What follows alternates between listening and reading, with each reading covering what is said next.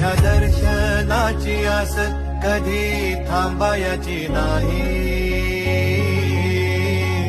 उभ्या जन्मात विठ्ठला वारी चुकायाची नाही.